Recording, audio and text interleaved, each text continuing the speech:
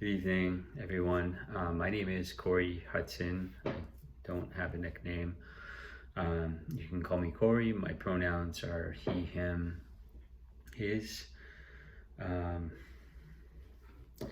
I'm sure that I will recognize some of you from last semester, and for those of you who this is your last semester before graduation, I'm in the same boat and feel like we're in the home stretch. So keep showing up. We're almost there. I live in West Haven, Connecticut, so pretty close to Yale University in New Haven. I'm in the Eastern Standard Time Zone. My practicum experience, my practicum experience is kind of an unusual experience, given that when I was setting it up, I was still working for the organization in a different capacity than I would be interning. But in July of last year, I was laid off as my department was dissolved and my position was as well. And it was too short notice to coordinate something else, so I just sucked it up. And a month after returning my devices and losing access to all of my accounts, all of that stuff was reissued to me. So it was really kind of a weird thing to be laid off and then a month later to still be participating in the organization, in the company, just in a different capacity. But I tried not to let that experience sour kind of my intern experience and my participation. So the department that I'm interning in is the care coordination department, which is comprised of social workers, fellow social workers, and also licensed nurses. They act as the care coordinators on a multidisciplinary treatment team that supports and works with clients throughout a 52-week program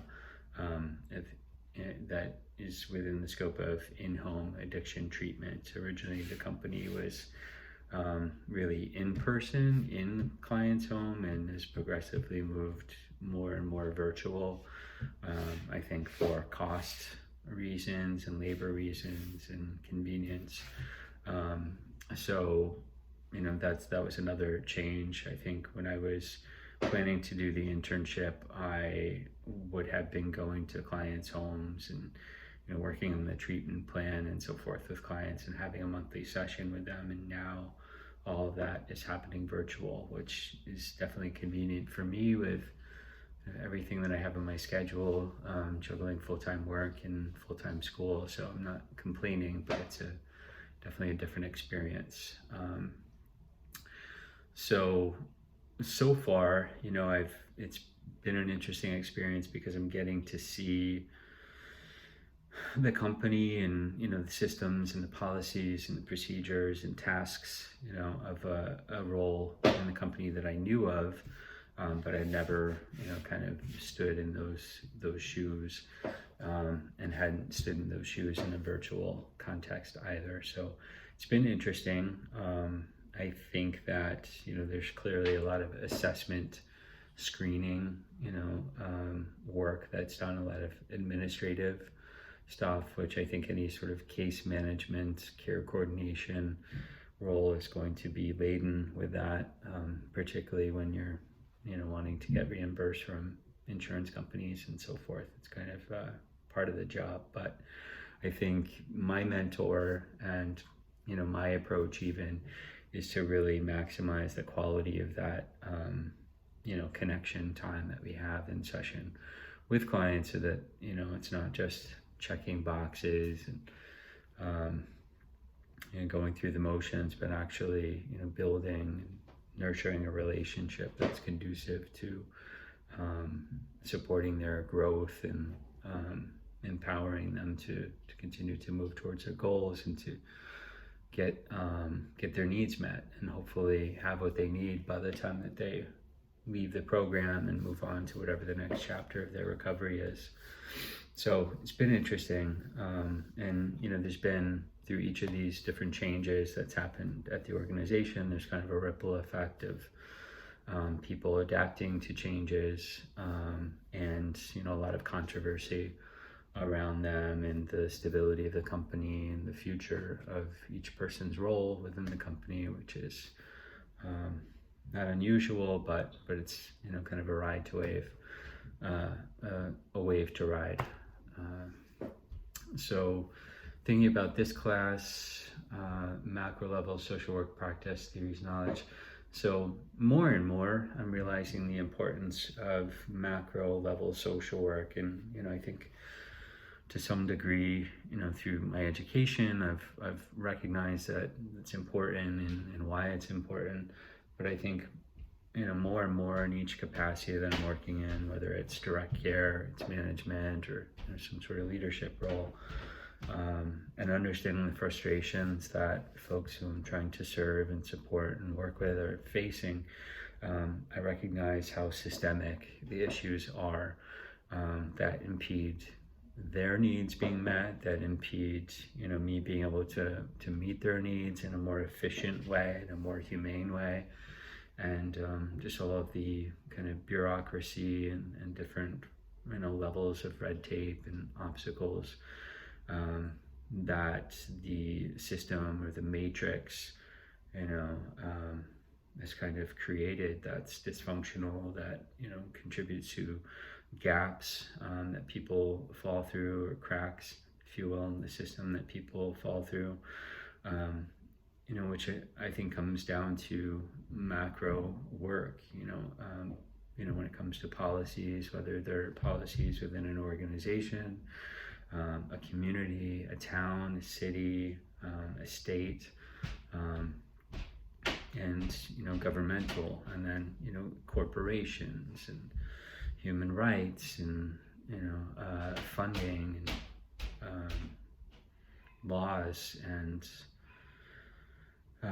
lifting people out of these categories that they fall into, where they're more vulnerable to disparaging outcomes, or not even having access to adequate resources. So there's a lot of work to do, I think, on the macro level, which seems overwhelming, but I think it's necessary, because each web, or each thread kind of intersects and creates this webbing. And so it's not enough just to kind of pull at the one string of individual change, of trying to change someone's mindset or perspective, or help them to access their inner strengths and resources, and then to help them focus on externally trying to move through stages of change within their family, within the context of their relationships or their community or their place of work, without also looking at the bigger context of the environment and the systems and the structures that they're operating within. So I'm really looking forward to what we'll be covering, and I'm sure as I continue to progress in my career, I'll get increasingly more involved in the mechanics and the advocacy work, and the just the work, I think, that hopefully calls to some of us. I know that we'll each kind of find our own places within the system, in terms of where we will contribute as social workers. But I think it's really important to have people have the courage and have the capacity and the will, to work at those levels, or at least, consider those levels as being as important, as integral in the healing and the recovery and the reconciliation, of some of the issues that people are facing. It's not enough to kind of change the individual without, improving the environment that they're having to operate within. So what do I hope to gain from this course? I guess what I hope to gain is a sense of how to, kind of chip away at something that seems so big and overwhelming, and sometimes can render us feeling powerless in creating change and impacting change, and having some skills to be able to maintain work without burning out from compassion fatigue, from just burnout and frustration from all the many obstacles and barriers that are embedded in the system. And I think the layers of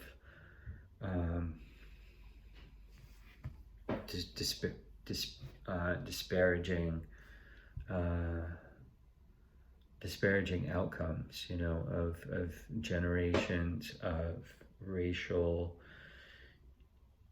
discrimination, sexual discrimination, gender discrimination, ableist discrimination, just layer upon layer of kind of white privileged influence being in power. And I don't think that I know there's evidence that we have not moved away from that yet, that momentum is still the undercurrent that informs a lot of the systems and policies and resources and power and access to resources that we still struggle with. So I think as a social worker, it's almost like you're being called to service, to sacrifice yourself in some sort of way for the greater good, but there's no assurance that you'll survive it, and that that you won't be wounded from it. So I want to make sure that I can continue to do this work, as I'm sure many other people do, and I don't know that there's any magic bullet, but I think it's really important for people who are trying to create change and to continue to be empathetic, that they have opportunities for hope, for I guess validation that their work is making a difference, and sometimes difficult to find evidence of. So for me, so far, it's been important to look at the little things, in terms of how people feel in my presence, and whether or not I actually fix anything for them or do anything for them. It seems like so far just kind of being present and letting them kind of unpack what they're carrying, and bearing witness to it offers them a lot of relief, but of course it doesn't solve the bigger issue. So I'm hoping that I will kind of know how to compartmentalize tackling some of these dilemmas on each of these levels, particularly the macro level, which can seem so daunting. So I look forward to hearing your videos, and I think 4 months is going to go by fast. I hope it will go by fast, and I'm sure that we'll come out the other side okay, and all the wiser for it. So with each step I've taken so far with this